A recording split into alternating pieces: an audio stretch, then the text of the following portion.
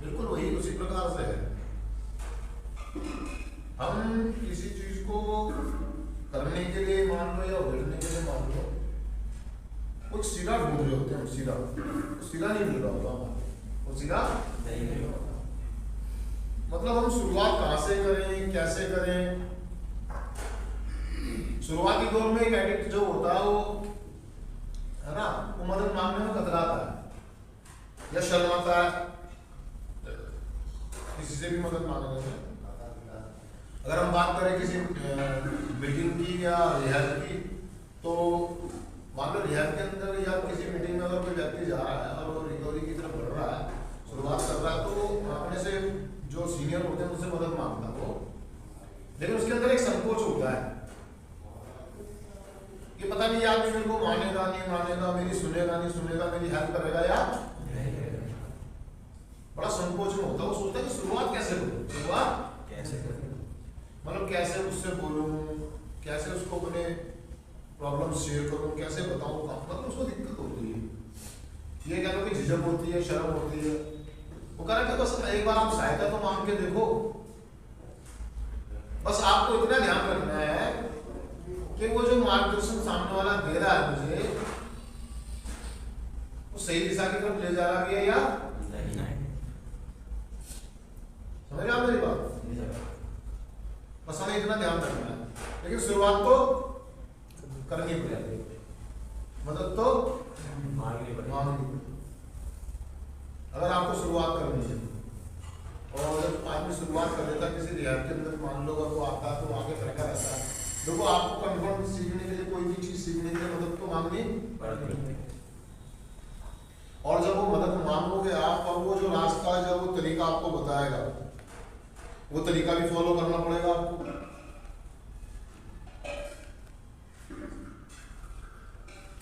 अब दिक्कत यहाँ ये आती है कि बहुत सारे लोग, उनमें से ज्यादातर लोग वही रास्ता चुनते हैं जो उन्हें कंफर्टेबल लगता है, मतलब सुविधाजनक, जिसमें उनकी अपनी सुविधा नजर आ रही होती है, अपनी सुविधा के अनुसार रास्ता चुनते हैं।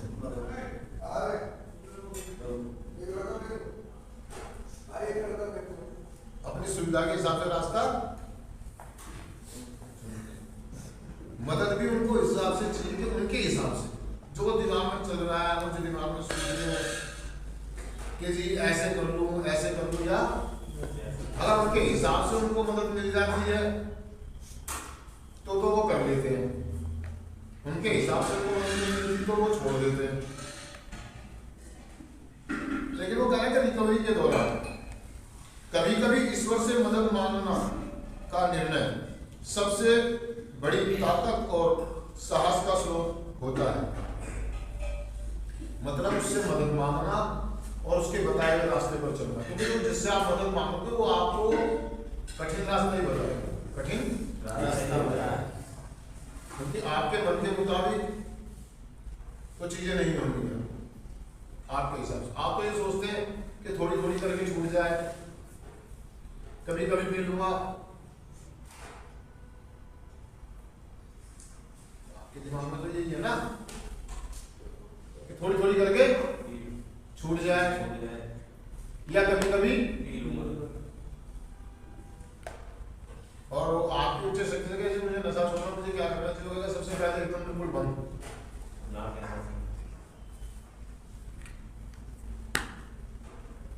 आपका प्रॉब्लम। लेकिन अगर आप उसके बताए हुए मार्गदर्शन पर चलते हैं, उच्च शक्ति मतलब शुरुआती दौर में तो मान लो आपका जो सीनियर है वही है उस समय, वैसे तो होता है ईश्वरीय भगवान ही होता है, उच्च शक्ति और कोई नहीं, हायर पावर हमारी जो है हम भगवान को ही कहेंगे। लेकिन कहते हैं कि भगवान या ईश्वर स्वयं धरती पर नहीं आते हैं, वो अपने मैसेंजर भेजते हैं, अपने मैसेंजर भेजते हैं। और जो उनके मैसेंजर होते हैं, संदेशवाहक, वो ईश्वर के लिए काम करते हैं, वो ईश्वर के लिए काम करते हैं। तो हम उसके मैसेंजरों से मदद मांग सकते हैं, उसके संदेश वाहक से मदद, मैसेंजर संदेश वाहक समझते हैं आप? मतलब ईश्वर का भेजा हुआ व्यक्ति। ईश्वर ने आपके लिए आपकी जिंदगी में एक व्यक्ति को भेजा है जिसकी बात आपको माननी चाहिए। वो आपके माता पिता भी हो सकते हैं, आपका बड़ा भाई भी हो सकता है, लेकिन आपने उनकी सुनी नहीं। नशा मुक्ति के मामले में या रिकवरी के मामले में उन्हें किसी चीज के बारे में जानकारी नहीं है। जिस रास्ते पर और जिस रोड पर या जिस मार्ग पर आप चलना चाह रहे हैं उसके लिए तो आपको रिकवरी मेंबर की जरूरत है। तो आपका मैसेंजर कौन है? मैसेंजर। वो मैसेंजर की बात आप माने, और मैसेंजर तो वही रास्ता बताएगा ना जिस रास्ते में वो खुद चल रहा है। वो सीधा सीधा आपको कहेगा आप पहला कदम करें, दूसरा करें और तीसरा करें। पहली चीज तो ये कि आप मदद मांगने चले गए लेकिन आपने दूसरा कदम करा ही नहीं है, विश्वास ही नहीं आपको, तो समर्पण की तो बात ही नहीं उठती ना। जब आपने स्वीकार ही नहीं किया है, विश्वास ही नहीं किया है, तो समर्पण का तो सवाल ही नहीं उठता।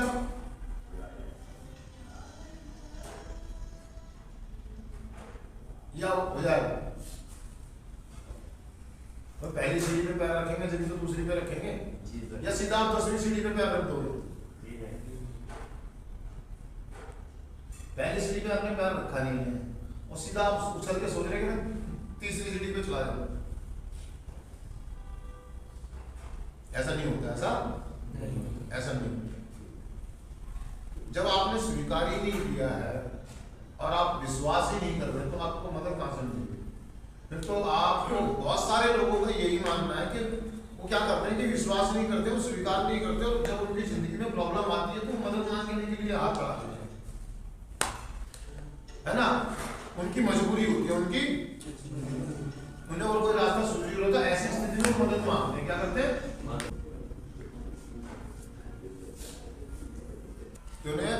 अब हाथ बढ़ाना ही पड़ेगा। अब अपनी मजबूरी में हाथ को बढ़ा देते हैं, मदद भी मांग लेते हैं, लेकिन जैसे ही वो उन हालातों से बाहर निकलते हैं उनको लगने लगता है कि बस अब मुझे समझ में। जब दूसरी बार उनको प्रॉब्लम आती है तो वो मदद नहीं मांगते हैं, वो क्या करते हैं? अपने दिमाग से उसी रास्ते पे दोबारा से चलते रहते हैं। मुझे मालूम है उन्होंने क्या कहना है, आप पहला कदम करो, आप दूसरा, मुझे मालूम है, मैं अपना आप कर लूंगा, मैं अपना आप, मुझे किसी को बताने की मदद मांगने की जरूरत नहीं है। इसी गलतफहमी में लोग मार जाते हैं। अर्थात कहने का मतलब ये, उन्हें लगता है कि मेरे को सब कुछ पता है, मेरे को सब कुछ पता है, मेरे को समझ में आ गया, करते करते समझ में। जैसे बहुत सारे लोगों के पास गाड़ी होती है तो उनकी जब पहली बार गाड़ी खराब होती है, पंचर लगवाने जाते हैं वो, तो मैकेनिक के पास बैठ के या मिस्त्री के पास बैठ के देखते रहते हैं। मदद मांगने की जरूरत है?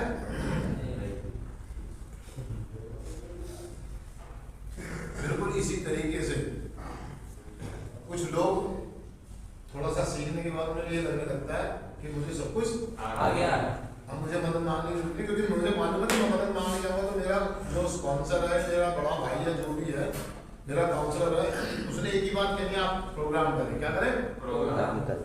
आप मीटिंग करें, आप आत्म शांति प्रार्थना करें, आप शेयरिंग करें, आप प्रोग्राम करें, आप प्रोग्राम करें।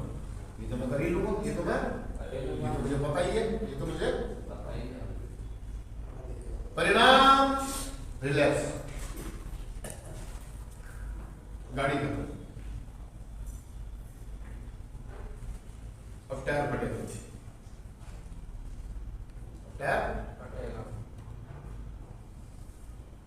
वो ये कह रहे हैं कि ईश्वर से सहायता मांगो, ईश्वर से सहायता मांगो, भगवान से मदद मांगो कि मुझे सद्बुद्धि दे। इन दोनों में कि मैं अपने दिमाग से चलूं या दूसरे के। ईश्वर से प्रार्थना करें, आप सद्बुद्धि मांगे, वो ईश्वर आपकी मदद, चुनाव करने में मदद, चुनाव जरूरी। कि मैं पहली सीढ़ी पर पैर रखूं या तीसरी या चौथी या पांचवी। जल्दी है, मुझे बहुत जल्दी है, मेरा बहुत नुकसान हो गया, मेरा काम, मेरा धंधा, है ना, मेरी बहुत सारी चीजें छूट गई हैं, मुझे बहुत जल्दी है, सारी चीजें हासिल करनी है दोबारा से। लेकिन मैं सदबुद्धि तो मांगू ईश्वर से, जो मुझे पहली सीढ़ी पे पैर रखना या दूसरी। लोग यही गलती कर देते हैं, सदबुद्धि का इस्तेमाल ना करते हुए शाने दिमाग का इस्तेमाल कर लेते हैं।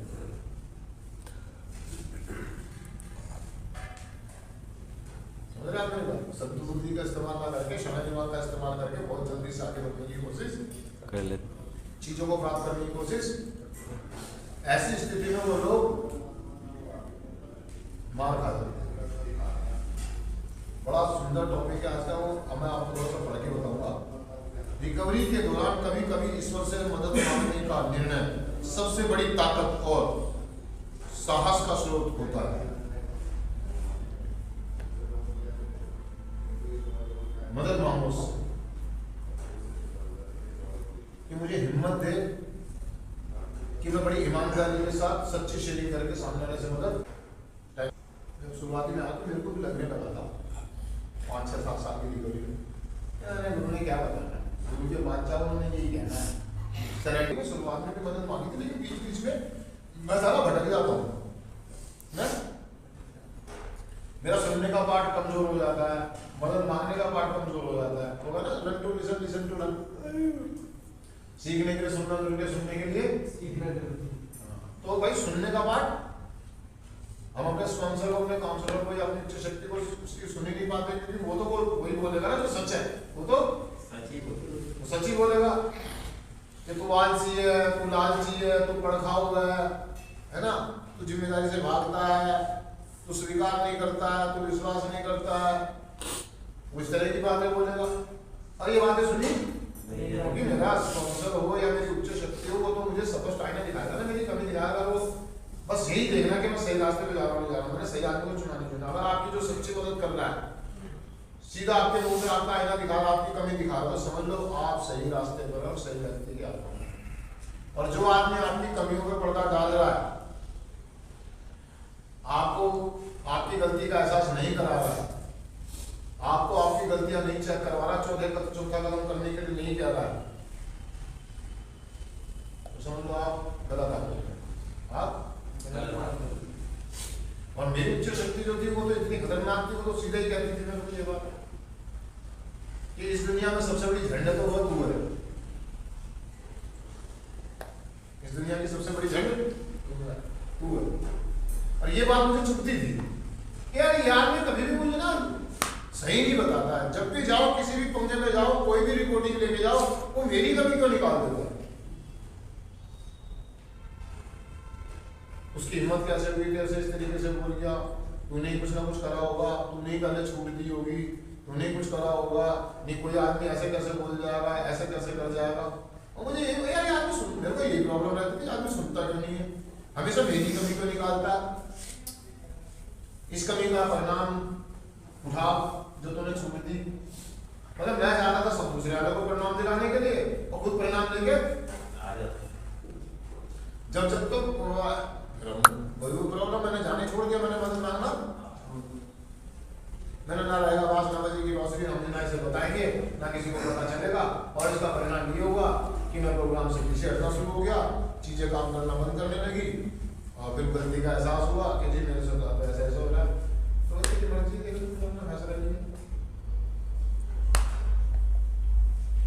फिर ईमानदारी से शेयरिंग करना, फिर ईमानदारी से मदद मांगना और आगे बढ़ना। मैंने बताया था ना एक बार आपको, मैंने 11वें साल में तीसरे कदम पर रहा। कौन से साल में? 11वें।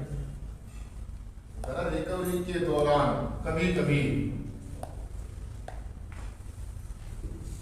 मतलब 11वें साल में जाकर के मतलब पूरी निष्ठा और आस्था के साथ हमने उच्च शक्ति को सौंप दिया। अब तो जो कुछ है रिकवरी के साथ साथ जब हम धीरे धीरे आगे बढ़ते हैं हमारा समर्पण बढ़ता चला जाता है। हम नकल करते हैं शुरुआत में, क्या करते हैं? नकल। छोटी छोटी बातों को समर्पण करते हैं, छोटी छोटी बातों को, और असली बातों को हम छुपा के रखते हैं। हम कम करके थोड़ी थोड़ी करके चीजें करते हैं और बताते हैं, लेकिन जैसे जैसे हमारी ग्रोथ बढ़ती चली जाती है, हम प्रोग्राम करते चले जाते हैं, हमें सद्बुद्धि और हिम्मत मिलती चली जाती है उन बातों को भी बताने की, उन बातों को भी शेयर करने की जिन्हें हम किसी को नहीं बताना चाहते। उसके लिए भी हमें हिम्मत मिल जाती है कि हम दूसरे लोगों को बताना शुरू, मतलब उन अनुच्छेदों को भी हम ढूंढना शुरू कर देते हैं। अनुच्छेद समझते हैं आप? प्रोग्राम करते करते जब हमारी आध्यात्मिक जागृति होती है तो हम उन चारित्रिक दोषों को भी ढूंढना शुरू कर देते हैं, जो मेरे चरित्र के दोष जो दिखाई नहीं दे रहे थे और मुझे समझ में भी नहीं आता, मुझे खुद नहीं पता था कि मेरे चरित्र के। वो जैसे जैसे रिकवरी बढ़ती है, जैसे जैसे हम आगे बढ़ते हैं तो हमें हमारे चरित्र के दोष दिखाई देना शुरू हो जाते हैं। शुरुआत में बताते हैं जी मैं झूठ बोलता हूँ, मैं बेईमानी कर देता हूँ जी, मैं इस व्यवहार पे काम कर रहा हूँ जी, मेरी मदद करो जी, मुझे प्रार्थना याद नहीं होती है जी, मेरा दिमाग काम नहीं करता, या मैं आलस करता हूँ जी, है ना।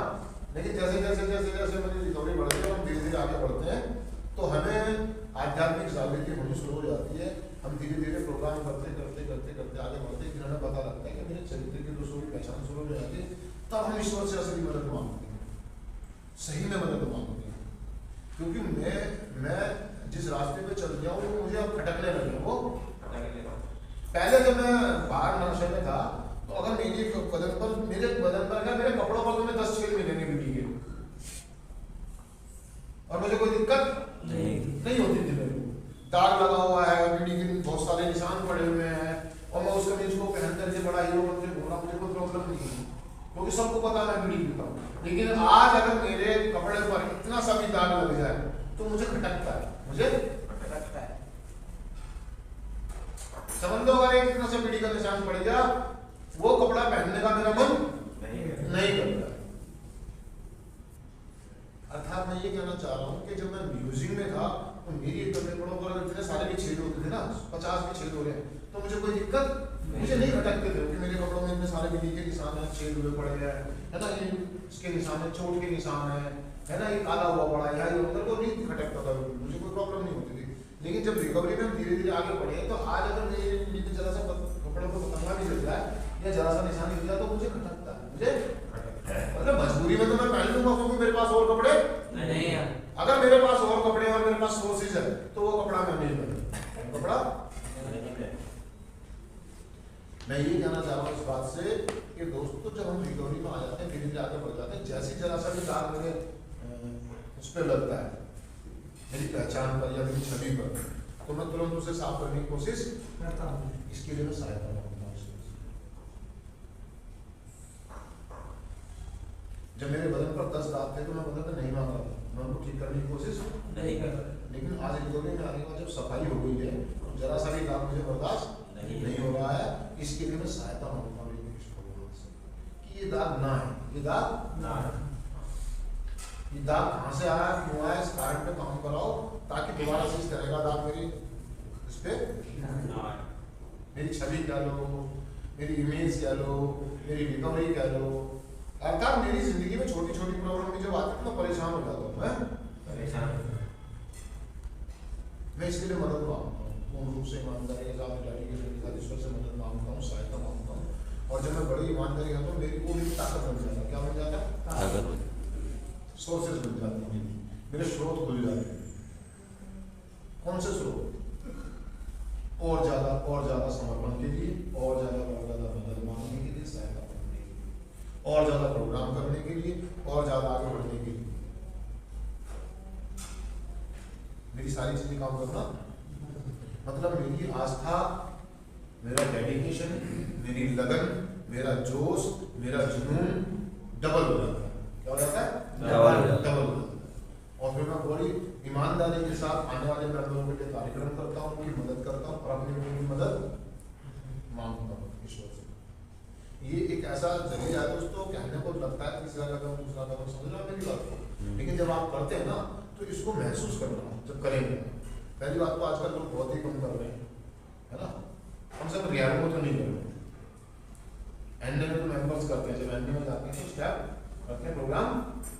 बिहार में तो बड़ा मुश्किल ही है, एक का दुक्का कोई कर ले, लेकिन वैश्विक की कोड करें सोचती है अगर वो रिकवरी में है, वो नशा मुक्त है, तो एक दिन प्रोग्राम जरूर करेगा, चाहे वो 5 साल बाद करे, 10 साल बाद करे, नहीं करे 11 साल बाद करे, कदम पर काम जरूर करें। टोटल सरेंडर क्या कहते हैं? Total surrender. मतलब इसके बाद मेरी कोई इच्छा नहीं, मतलब उसकी बात मेरे लिए पत्थर की लगती है, उसकी बात मतलब अब ये नहीं है कि मेरा खुद ही मेरी मदद करेगा, मुझे हर आदमी में वो नजर आना शुरू हो जाता है, हर आदमी मेरे लिए उच्च शक्ति है।